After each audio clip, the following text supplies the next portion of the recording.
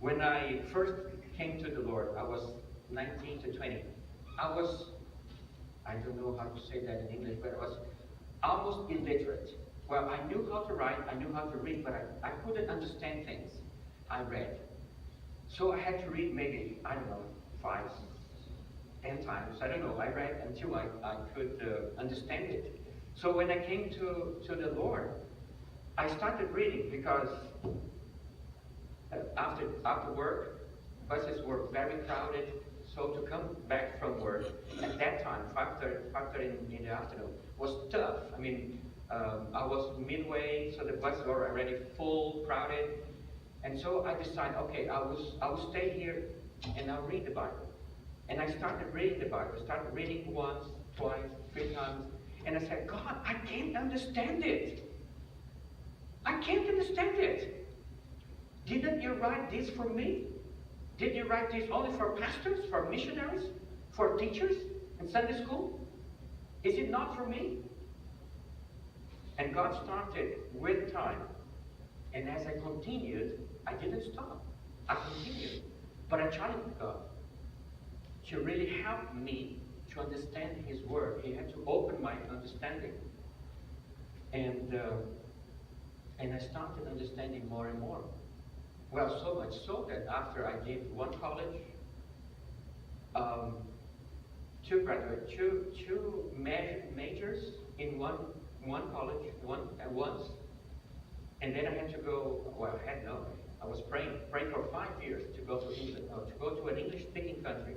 God closed the doors for America, but He opened widely the doors to England. So there I went, and I was there for three months to study English, but God ended up making it 4 years.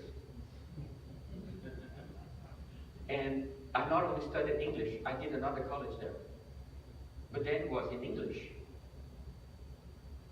And I was, what? But I had to keep the right position of a Christian. I had to keep myself humble. I had to know who God is. I had to pray a lot. You can't imagine how much I prayed, but I did it. I went through the 3 years of Bible college in England, and God made me go through it. So much so that the thesis was A- or something like that. I don't know. Many people from England, they didn't get it. I said, what? What? God is really God. So, as we abide in Him, as we seek relationship with Him, that's the way He does with us.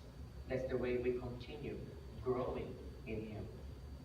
Because, as I said, all these difficulties I had when I came to the Lord, still, I didn't just say, God, well, you know me. Well, you know my difficulties. You know how was my upbringing so far. So, God, excuse me, I cannot do it. I had the option to do it. I really had the option to do it. But I also had the option to say, God, you are still God. And with you, I can. I can if I trust you. I can if I seek you. I can if I have relationship with you. I can if I have intimacy with you. I can if I trust my life in your hands. Really, I can. Not with my own strength, not with my own power, not with my own understanding, but with God's understanding to me.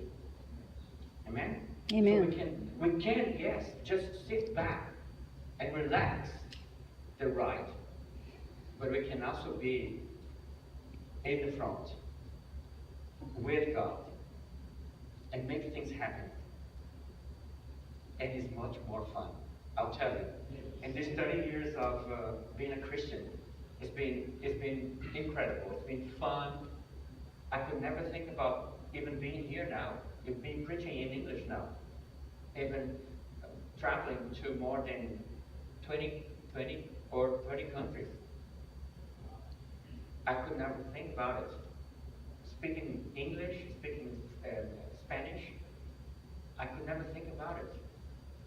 But I had to depend on God. I had to seek Him. I had to recognize who He really is and seek to abide in Him, to remain in Him. Remember, the branches receive the sap from the vine. And if the branch doesn't receive it, it dies. And the blood nourishes each cell with the blood. Oh, sorry, the body nourishes itself with the blood.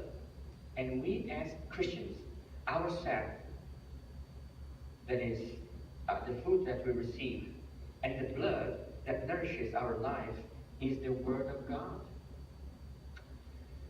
And we need it. We need to pray to God. We need to recognize who He is. We need to realize that His Word is true. And His Word is alive today. And it can change us. Yes, because when we came to the Lord, when we get to know Him, what changed us was the inside. Our character, our way of doing things, our way of being, reacting even, didn't change. But it changes as we proceed in our relationship with Him, as we get to know Him better. Amen. As we depend on Him, as we say, God, I messed up. God, I was afraid. I didn't do it. But God, I want it. Help me. Help me do it. Help me to be with you. Help me to go forward in life. I don't just want to come to church and sit and sing and get up and sit down and then go home. I want to be with you. I want to live a thrilling life. I love roller coaster. I love roller coaster. But being with God, riding with Him, there is no comparison. No comparison at all. I've lived, yes, as I said, in England, but I also have lived in a forest, in a jungle, in Amazon. I've lived in Brazil, I've lived in the south, in the north, I've lived in different places. But there is nothing comparable to live in God's hands, to be with Him. It's amazing. You can be anywhere in the world, and it's going to be a paradise, because He is there with you.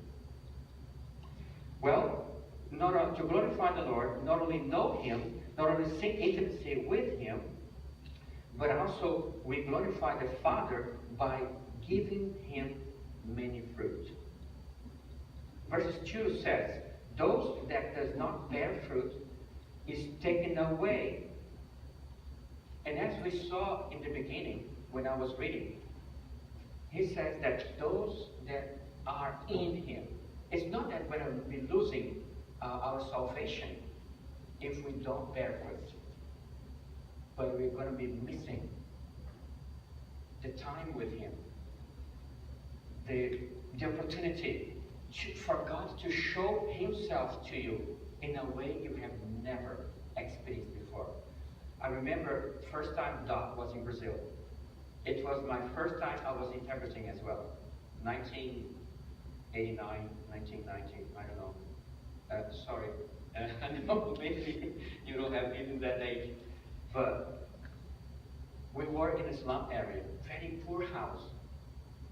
And we were there and we were sharing God with the people. And then suddenly this lady, she got demon possessed.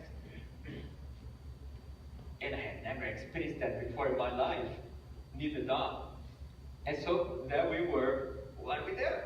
Well, we face it. We face it because God is in us. Greater is the one who is in us than the one that is in the world. Amen. So we faced the challenge.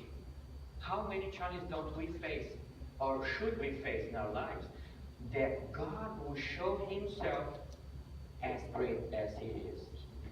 And your God will be just as great as you allow Him to be in your life.